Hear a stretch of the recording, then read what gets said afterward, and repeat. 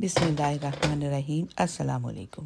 निगत पकवान में सबको खुश आमदीद। मेरी अलसी की पिन्नी वायरल होने के बाद आज हाजिर खिदमत है गूंद के लड्डू। गूंद के बेनिफिट पे तो बाद में बात करते हैं, पहले इंग्रेडिएंट्स चेक करते हैं। मैंने यहाँ पर ली है 300 ग्राम गूंद, आप जितनी चाहे ले लें। इसके अलावा बादाम 100 ग्राम, काजू 100 ग्राम, अखरोट 100 ग्राम, खसखस 100 ग्राम, कोकोनट 100 ग्राम, मिक्स किशमिश 100 ग्राम,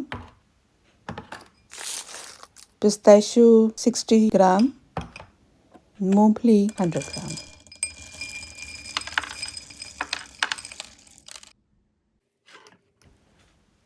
और फूल मखाने भी 100 ग्राम। अगर तो आप ये लड्डू सिर्फ मज़े के लिए बना रहे हैं तो आप चीनी जितनी मर्ज़ी डालें, गुड़ डालें जितना मर्ज़ी। मेरा मशवरा यही है कि आप चीनी और गुड़ का कम से कम इस्तेमाल करें और उसके बजाय मेरे तरीके पे अमल करें, तो इंशाल्लाह आपके लड्डू नहायत मज़ेदार बनेंगे, हेल्दी भी बनेंगे। मैं यहाँ यूज़ कर रही हूँ एक पूरा पैकेट अंजीर का और इसके अलावा कुछ खजूरें होंगी। ये खजूरें मुझे बहुत ही सस्ती मिल गई थी। मैंने सोचा इसमें शीरा ज़्यादा होगा, इसको यूज़ करते हैं ताकि हमारे लड्डू अच्छी तरह से जुड़ भी जाएं। सबसे पहले हमने अंजीर को काट लेना है छोटे छोटे पीसेस में। इसके अंदर बहुत ज़्यादा मिठास होती है और शुगर के मरीज़ों के लिए ये मिठास किसी तरह से भी अच्छी नहीं है। इस चीज़ को आपने ध्यान में रखना है। अगर शुगर के मरीज़ों के लिए आप बना रहे हैं तो इसमें ये चीज़ों का भी इस्तेमाल कम करें। आप पंजीरी बना लें, लड्डू ना बनाएं। खजूरों का पैकेट खोला, उसमें मैंने बहुत थोड़ा सा पानी डाल के थोड़ा सा इनको वार्म कर लिया ताकि इनकी गुठलियाँ रिमूव हो जाएं।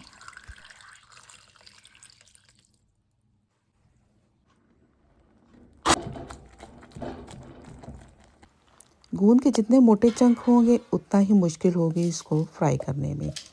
पहला सबसे काम तो ये करें कि इसको ड्राई कर लें धूप में अच्छी तरह से। जब ये सूख जाएगी तो फ्राई करने में आसानी होगी।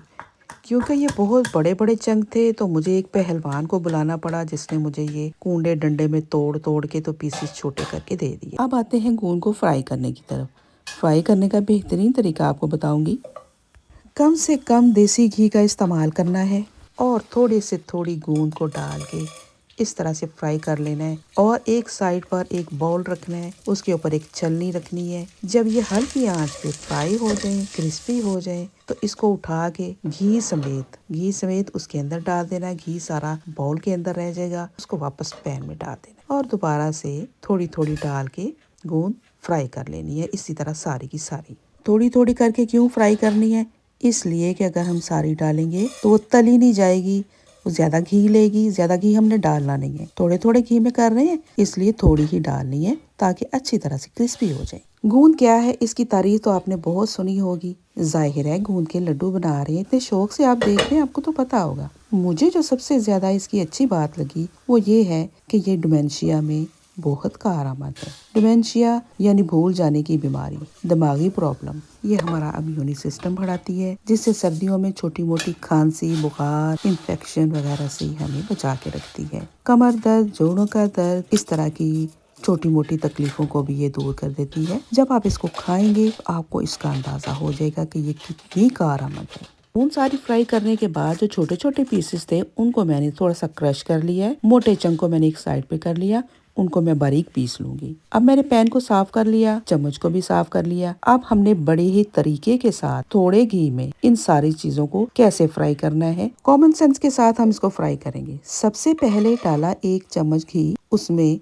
आलमंड डाल दिए। आलमंड थोड़ा सा टाइम लेते हैं, बस इसी तरीके से हमने 1 बाय 1 सारी चीजों को डालते चले जाना है। आलमंड के बाद मैंने कैशू डाले, कैशू के बाद मैंने मूंगफली डाली, उसके बाद वॉलनट, और इनको फ्राई करने के बाद मैंने एक साइड पे रख दिया सिर्फ 1 चम्मच में। इन नट्स को मैं सबको ग्राइंड नहीं करूंगी, कुछ को मैं कट करके खूबसूरत सी शेप बना दूंगी। अब दोबारा से मैंने पैन को साफ किया, उसमें मैंने ड्राई रोस्ट करना है कोकोनट को और उसको भी उसी ट्रे के एक साइड पे निकाल दिया। दोबारा से 1 चम्मच और घी का डाला। यहाँ बिल्कुल जरूरत नहीं थी, मुझे ये फूल मखाने में घी डालना अच्छा नहीं लगता। इसकी वजह ये जहाँ भी घी पड़ा होता है और जितने उसके फूल मखाने ऊपर गिरते हैं वो सारा का सारा घी चूस लेती हैं, फायदा कोई नहीं है। ड्राई रोस्ट इसको करना ही बेहतर रहता है। अब मैंने खसखस डाली है जिसको मैं ड्राई रोस्ट किया और उसको भी उसी ट्रे में निकाल दिया। उसके बाद छोटी चमची आधी डाली घी की और उसमें फ्राई कर लिए हल्के से अपने पिस्ताशियो यानी कि पिस्ता। ये चीजें मैं अलग कर रही हूँ, आप देख रहे हैं ना, इनको ग्राइंड नहीं किया जा सकता, इनको कट नहीं करना, इसलिए ये 2-3 जो चीजें होंगी ना इनको मैं अलग से फ्राई करूंगी। पिस्ते को हल्का सा फ्राई करने के बाद इसमें मैंने ऐड कर दिए अपने किशमिश, उनको भी हल्की आंच पे भून लिया और इन दोनों चीजों को भी उसी ट्रे में एक साइड पे निकाल दिया। पैन को दोबारा से साफ कर लिया, उसमें फिर से छोटी आधी चमची घी की डाली और इसमें ऐड कर दिए अपने कटे हुए अंजीर। इनको जब गरम करेंगे जो ये मेल्ट होना शुरू हो जाएंगे, ये भी बहुत अच्छा काम करेंगे हमारे लड्डुओं को बाइंड करने में। सब चीज़ों को भून के अलग अलग करके ढेरियां बना दी हैं ट्रे में ताकि आसानी रहे हमें ग्राइंड करने में, कट करने में। अब आते हैं अपनी खजूर की तरफ जो कि सिमर हो चुकी है। उसको एक मोटे सुराख वाली छल्ली में डाला, पहले शीरे को दबा के निकाल दिया, जो उसका थिक वाला पार्ट रह गया उसमें से हमने सीड्स को रिमूव कर देना, कुछ भी ज़ाया नहीं करना, बस सीड को रिमूव करके तो बाकी की जो खजूरें हैं वो भी शीरे में शामिल कर दी।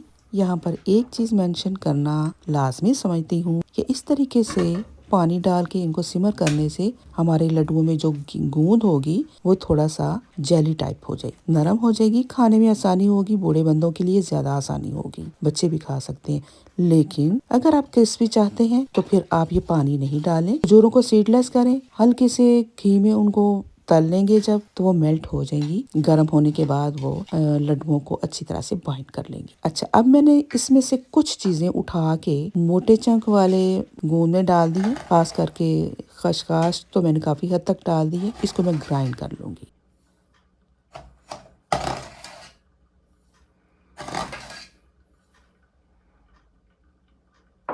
अब इस ट्रे में मैं जो कुछ डाल रही हूँ इन चीजों को मैं ग्राइंड नहीं करूंगी। कुछ मैंने नट्स भी डाल दिए हैं और कुछ साबुत कोकोनट भी। इनको एक साइड पे कर दूंगी, बाकी फूल मखाने और बाकी की चीजें नट्स और कोकोनट, खसखस और गूंद को पीस लूंगी। बहुत ज्यादा पीसना नहीं है, बस इसको चंकी सा बनाना है हमने।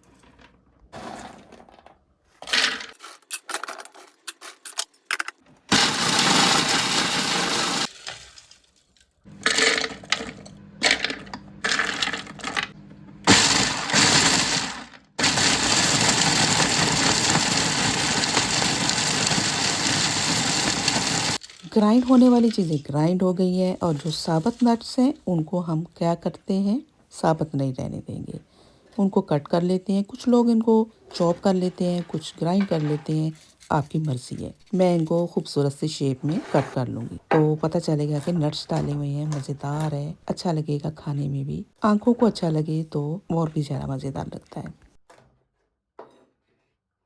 इसी वीडियो में और इसी रेसिपी में मैं आपको बताऊंगी कि शुगर के पेशेंट के लिए इन्हीं अज्जा में से हम पंजीरी को कैसे अलग करेंगे। ये ताकत का खजाना है, पढ़ने वाले बच्चे, स्टूडेंट जो हैं उनके लिए बेहतरीन चीज है ये। 2 लड्डू खिलाएं, मजे से भी खाएंगे, अगर वो मीठा ज्यादा पसंद करते हैं तो मीठा ज्यादा डाल दें। और आर्थराइटिस के पेशेंट या आपको माइग्रेन हो, जैसे आधे सर का दर्द होता है ना, उसमें भी ये बहुत ही मुफीद है।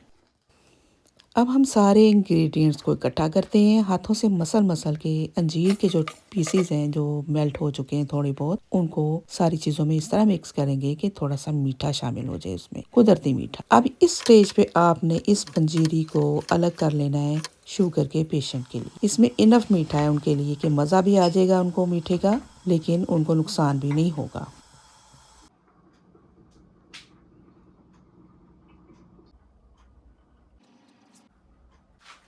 तो चलिए आइए अब हम लड्डू बनाते हैं और बहुत ही आसानी के साथ। गर्मा गर्म खजूर का पेस्ट हमने डाल दिया अपनी इस पंजीरी में, उसको जल्दी जल्दी से मिक्स कर दिया और इसके लड्डू बहुत ही आराम से बनते हैं, बहुत आराम से जुड़ जाएंगे और बगैर चीनी और बगैर गुड़ के मीठे भी होंगे, जुड़ेंगे भी, मीठे भी होंगे। है ना मज़े की बात। चलिए अब फटाफट इनको हम जोड़ के लड्डू बना लेते हैं। तो मिलते हैं थोड़ी देर बाद। नए देखने वालों से रिक्वेस्ट है कि मेरे चैनल को विज़िट करें। रेसिपीज़ पसंद आए तो लाइक करें, शेयर करें, सब्सक्राइब करना ना भूलें। साथ बने बेल आइकॉन को ज़रूर प्रेस कर दें ताकि हर वीडियो आपको फटाफट पहुंच जाए।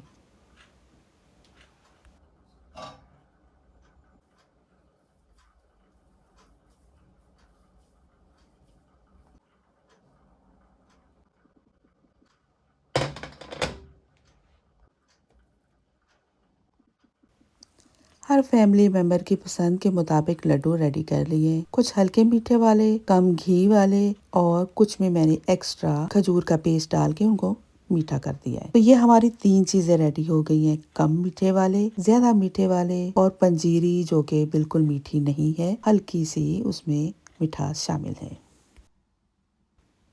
कमेंट्स में बताएं कि आपको ये रेसिपी कैसी लगी, अच्छी लगी, बुरी लगी, कौन सी चीज़ आपको ज़्यादा पसंद आई। इसके साथ ही इजाज़त दें। अल्लाह हाफिज़।